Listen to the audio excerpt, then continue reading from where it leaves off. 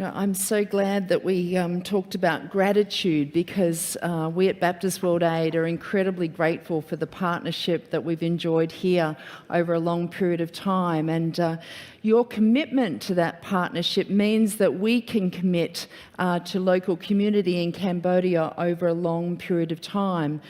We know that moving in and out of community quickly does not help a community move forward sustainably into the future, but being able to make a long commitment to that community makes all the difference in terms of that work being sustainable long into the future, long after we've left. So thank you. We are so grateful for your commitment. You know, and it was also great to hear that you have so much to be grateful for in and amongst you in what God has been doing in this community across the last year. But if you're as engaged in world events as I am by necessity, I imagine that your hearts might be a little heavy like mine. War in the Middle East, earthquakes in Afghanistan, fire and floods at home. All of this off a tumultuous period of years, COVID, widespread conflict, and seemingly endless environmental and natural disasters. It's not surprising that many of us ask why? Why, God? As the author of all things, why? Now, asking questions in the face of tragic circumstance and disaster isn't new. We've done that down through the ages without satisfactory answers being found. But the theologian Tom Wright challenges us that the best question is not actually why, but what.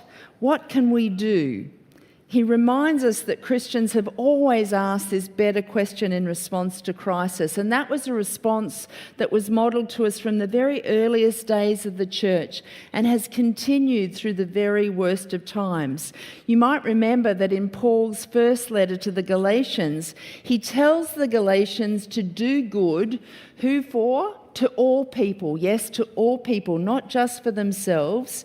And the outside world couldn't believe it then. And in his book, The Rise of Christianity, Rodney Stark makes a compelling case that the way Christians behave in times like the Great Plagues of the early centuries has been a significant factor in the growth and the spreading of the faith. And of course, ever since, Christians have visited the prisoners, we've cared for the wounded, we've welcomed the strangers and fed the hungry. Now, the aftermath of the global pandemic is actually far from over, particularly for the most fragile and vulnerable parts of our world, and there are significant other crises confronting us. We have hunger, food insecurity, and yes, even famine across Africa, conflict in Myanmar and Sudan that has been completely pushed off our news channels by, first of all, the ongoing war in Ukraine, and now, of course, the Middle East. And even before this conflict, we had escalating inflation, not just in Lebanon, where I've just come back from, but indeed across much of our world. And of course, even before these crises, we know that there's very real inequality, injustice and poverty in our world. There always has been. But does it follow that there always will be, that there always needs to be? Well, I don't believe so. I truly believe that there is another way. And the questions I have for us today, and indeed for every person who calls themselves a follower of Jesus, are these. What's our role? What does God expect of us? And what are we doing to be at work with God today? Now, I'd love to take us on a bit of a journey with this, but let me start at the beginning with Jesus. It's always a good place to start.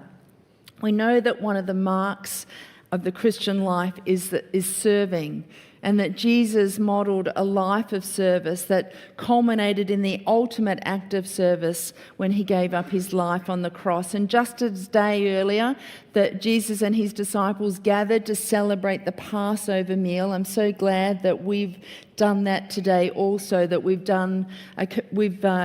celebrated the memory of that today. And you'll remember that during the meal, Jesus got up, he took off his outer garments, he wrapped a towel around his waist, he poured water into a basin, and he began to wash and dry his disciples' feet. Now, picture Jesus kneeling at the feet of his men. These were dirty, dusty, yes, smelly feet. And at first they protested, understandably. But Jesus insisted. He wanted to leave them a very clear picture of not just who he was, but who he wanted them to be as his followers. As Jesus served us, so we are called to serve others. And we know that one of the most important things that we can do as people of faith is to live a life that serves others. Here's what Jesus had to say in John 13. Do you understand what I've done for you? You call me teacher and Lord, and rightly so, for that is what I am. Now that I, your Lord and teacher, have washed your feet, you also should wash one another's feet. I have set you an example that you should do as I have done for you. Now, when I was 21, I did go forward in a tiny naval chapel, and I gave my life to Jesus. And I knew if I accepted him, Jesus would forgive my sins, that he'd take away my guilt and my shame, and he'd be my friend right through life. And yes, eventually he would take me to be with him. And making that decision felt wonderful. It was gloriously all about Jesus and me in those moments, and I imagine that many of you can identify with my experience. For me, the gospel was and remains very, very personal. But if that's where it stops, it's not the whole gospel. In fact, in the words of Richard Stearns, a past president of World Vision International, that version of the gospel, the one where it's just about us and Jesus, is a gospel with a hole in it.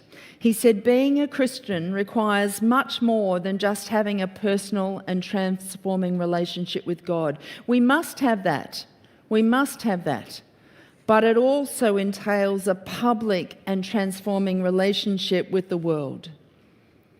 If your personal faith in Christ has no outward expression, then your faith has a hole in it. An awfully big hole. So let me remind you about the start of Jesus' ministry. When he identified and called his disciples, he didn't say to them, "Follow me and I'll take you to heaven." It's not what he said. He said, "Follow me and I will send you out to fish for people. Follow me and I will send you out to fish for people." Jesus wasn't just calling the disciples into a holy huddle, he was sending them. He wasn't just inviting them to follow him, he was asking them to join him in his work, to go out into the world and to serve people just as he did. So the gospel isn't just about Jesus and me, as glorious as that is. It's about Jesus and his mission. It's about Jesus and others, and it's about following him for the sake of others. Now, that the first intercession in the Lord's Prayer, your kingdom come, your will be done on earth as it is in heaven. It's very significant in this regard, and the theologian Jürgen Moltmann said, it enlists disciples in God's service and is as much a statement of call, that's to us, than it is of invocation or invoking God. It's very clear that we must orientate ourselves toward God's vision for kingdom come and actively seek his creative will and rule within our communities and our world. Best practice, aid and development are a critically important way to give expression of this Christian hope of a renewed world. Now, a Cambodian farmer named Draz understands that a renewed world starts with each one of us. And Draz was used to a life of hardship with very little reward for his efforts as a subsistence farmer. But what started as Draz attending a community agricultural workshop with our partner in Cambodia has led to a transformation that now sees leadership and knowledge, a desire for community well-being, and even a vision that includes caring for creation. And today, Draz and his family are flourishing. They've moved from their hard work, never providing quite enough for the family's needs, to a place of modest well-being. Their crops now provide more than enough for their family, and the excess is able to be sold. And Draz has diversified and is keeping chickens and pigs. And you know, those chickens and pigs may well have been purchased by this community. Right now, if you go onto our website, you can purchase a farmyard, a fun bundle. It's a goat, it's a pig, and a chicken for a family like Draz. But so they've been able to diversify because somebody has come alongside them. They're also growing mushrooms and other crops alongside rice. He even has a small herd of buffalo and has recently been able to sell some of his herd to build a new family home that is big enough for his entire extended family.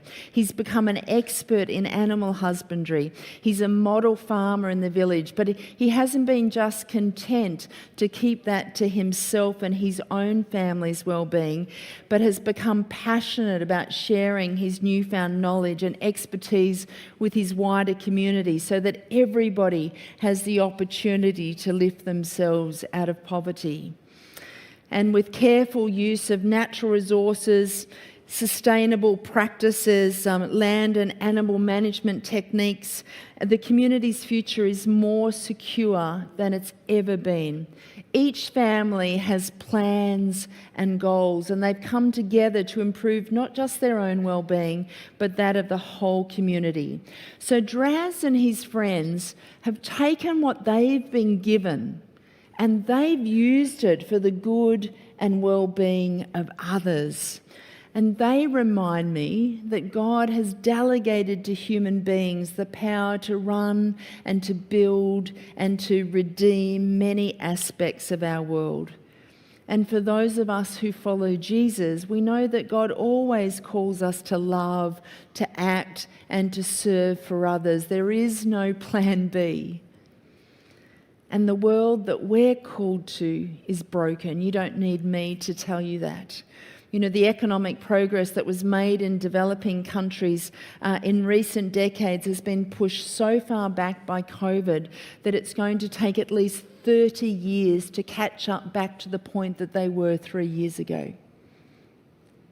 30 years to get back to where they were 3 years ago. Hundreds of millions of people in the poorest countries have lost their jobs on a permanent basis, and we know that over 130 million girls who were in school in Asia and Africa before the pandemic have never returned. 130 million girls forced into child labour or child marriage because of the pandemic. Up to 1 billion people are actually facing food insecurity. The last time I used this sermon illustration, it was 900 million. We have had 100 million more people pushed into food security across the last 3 months in Africa. Increasingly, this is in countries who would never have contemplated this as a possibility in the past. And we've had a glimpse of food insecurity here in Australia. I don't know whether you had toilet paper wars in Adelaide during the pandemic. We certainly did. Who knew it would be such a valuable commodity? And did you have a lettuce crisis here? We could not buy lettuce for love nor money on the supermarket shelves in Sydney. I still don't understand why. Remarkably, kale was still available, which just, my husband Pete was it convinced him that he was absolutely right. Kale is inedible. I'm actually very fond of a kale salad myself. But, there's no question that the cost of living has made food insecurity a reality for Australian families on the margins. But across the Horn of Africa, in places like Malawi and Somalia, Ethiopia, Kenya, Sudan, the situation is dire. The rains haven't come in over 5 years, and the current drought there is the worst in living memory. Africa is on the cusp of famine, and we don't want to know about it. Now, in other places, a combination of drought and conflict since Kabul fell has seen an ever-increasing number of refugees from Afghanistan, and they now number in their millions, even closer to home. More than 1 million Rohingya, Karen, Kachin have fled Myanmar during the current conflict and persecution, and they now find themselves stateless. Ironically, 1 million of them live in the largest refugee camp in the world across the border in Bangladesh, one of the poorest countries in the world. The conflict in Ukraine has displaced over 10 million people, and of course a massive 80% of the population in Gaza has been displaced in the last 8 weeks. 80% of the population. As a result of the generosity of the Australian Baptist family, we've been able to partner in places like Ukraine since the very start of that war. Who knew that there were 2,000 local Baptist churches right across Ukraine who have worked to keep their doors open and to provide fuel and food and safe passage from one town to another across those years. I actually caught up with the guys from Hungarian Baptists just a couple of months ago in Europe, and they asked me to thank the Australian Baptist family for standing with them across what has been nearly 2 years now. We're also supporting our Lebanese Baptist partners as they prepare for increased refugees. They're stockpiling their local Baptist churches right across Lebanon and in the Bekaa Valley on the border of Syria, knowing that there are going to be more refugees as the conflict escalates. Right at this moment, there are 100 million people who are currently refugees displaced from their homes by conflict alone worldwide. At least half of those are children, the most vulnerable of all. That means that as we meet here today, 1 in every 90 people on the planet is a refugee displaced by conflict. 1 in every 90 people. That's the largest number our world has ever seen. But alongside that, we know that ours is the wealthiest generation ever. Most of us here live fairly comfortably, and compared to the majority world, we live very well. We're rich by the world's standards. And we're bright, we're educated, and we're experienced. We can travel around the world in under 24 hours. We can send a message in a millisecond, and we have sophisticated research and medicines at our fingertips and ample resources. We live in devastating times, but our world does have enough food to feed the hungry and resources to house the refugees and the capacity to reach every person on the planet with the gospel. So why don't we? Why don't we? God has given us everything we need to end physical and spiritual poverty. But whose responsibility is it anyway? Well, let me personalise that for us and put out a challenge. If we're following Jesus just for our sake, we're not really following him in the way that he wants us to. And if we haven't joined him in his work in the world, our lives are too small. And we've settled for making a living when we could be making a difference. Author David Garland says this: The call and response of the fishermen should shatter our comfortable world of middle-class discipleship. Disciples are not simply those who fill pews at worship, attend an occasional Bible study, and offer to help out in the work of the church now and then, as good as those things are. When one is hooked by Jesus, one's whole life and purpose are transformed. And like it or not, God has delegated the running of many aspects of this world to us. This is our privilege and responsibility as his image bearers. But I wonder if many of us think we don't have enough to offer. Well, in the words of one of my heroines, Baroness Carolyn Cox, you can Google her while you're listening to me, or maybe later at home. She spent a lifetime working to change the world. She said, nobody can do everything, but everybody can do something. Nobody can do everything, but everybody can do something. You know, Ephesians says, "For it is by grace you have been saved through faith, and this is not from yourselves, it is a gift of God, not by works, so that no one can boast.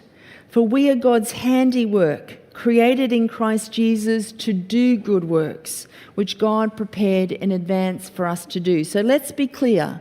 We aren't saved by good works, but we are saved for them.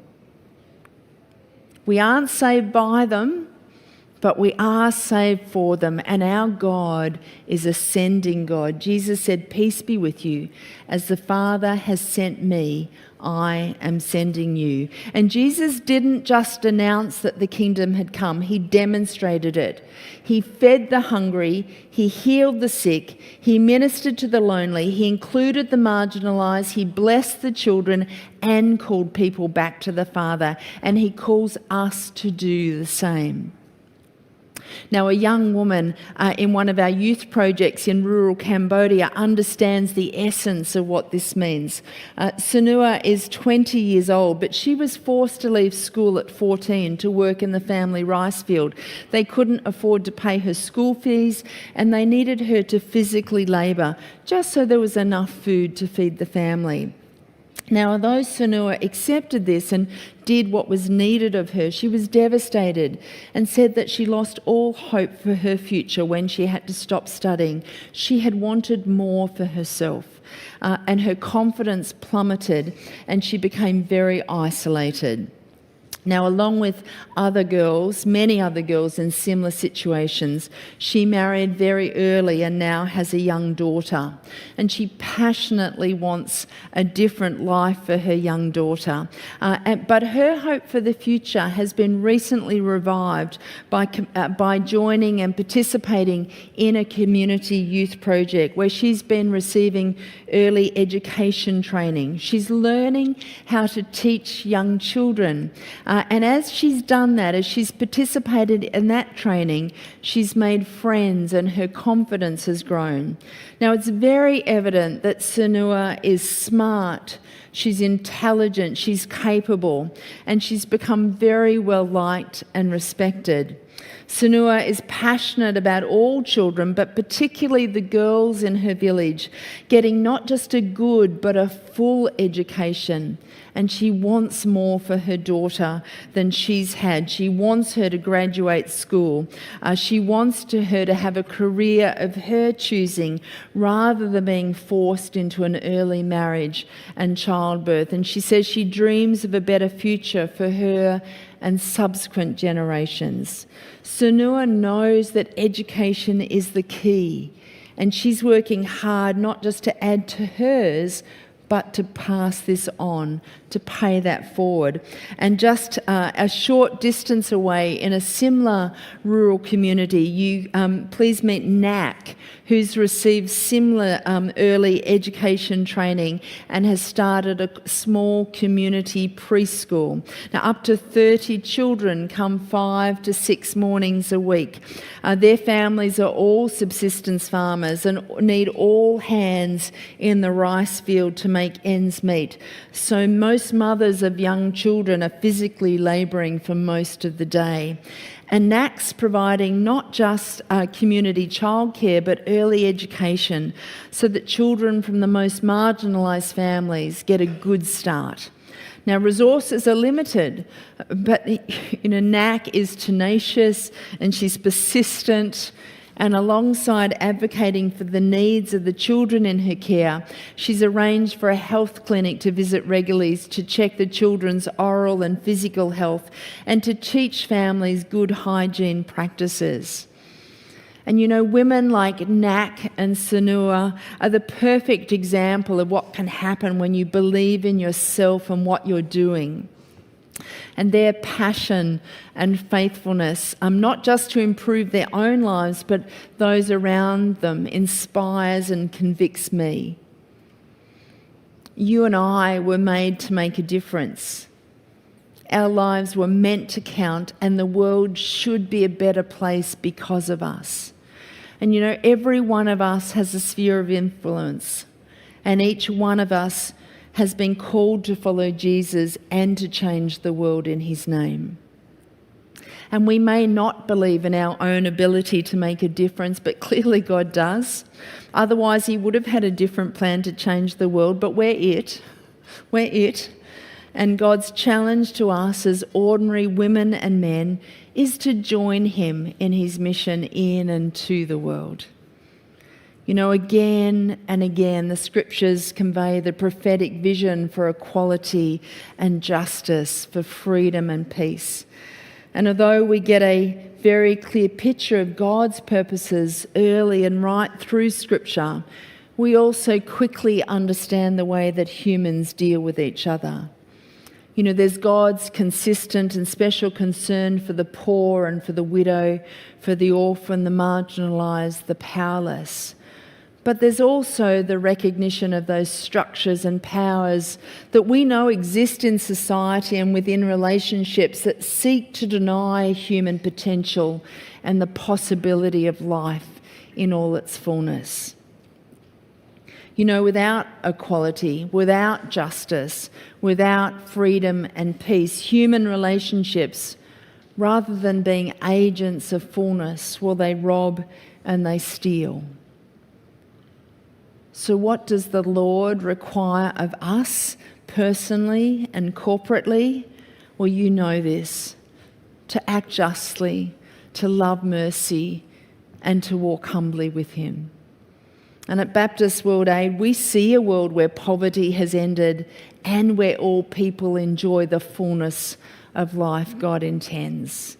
We see God's kingdom come on earth as it is in heaven, and we're blown away by the privilege and responsibility he's given us to partner with him, to usher in a glimpse of his kingdom right here, right now, but also in every corner of the earth.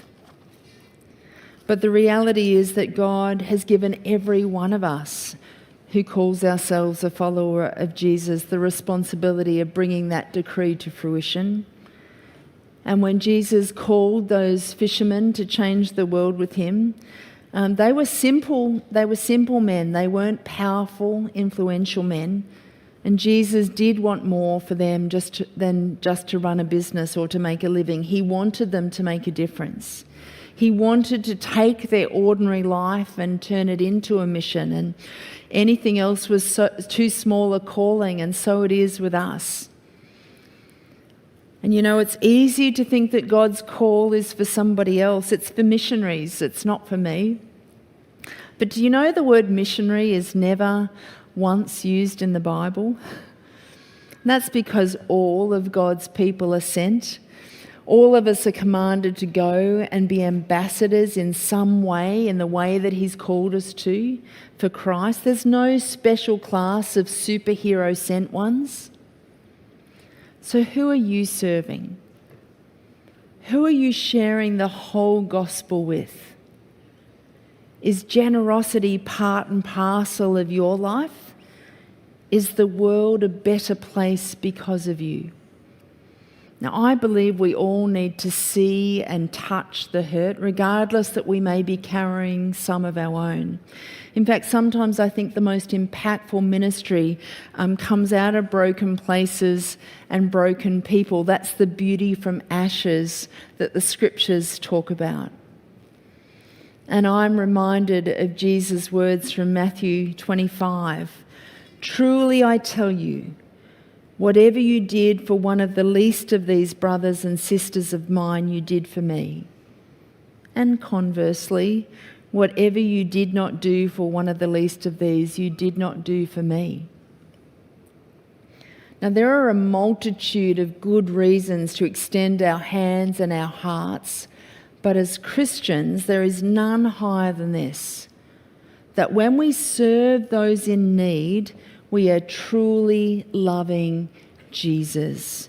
It's a message that Jesus made crystal clear. When we truly love others, when we serve in ways beyond ourselves, we love him. It may be when we love him best. So there are several billion human reasons to accept God's call and challenge. And Jesus says to us, follow me and I will send you out. And I pray together that we will go. Not necessarily physically, but certainly in and through the work that God calls us to participate in, and that we'll dream of, we'll work toward, and we'll pray for and look forward to that world where poverty has ended and all people enjoy the fullness of life God intends. You know, in such a world, we all taste the joy of the kingdom of heaven. Let me pray for us.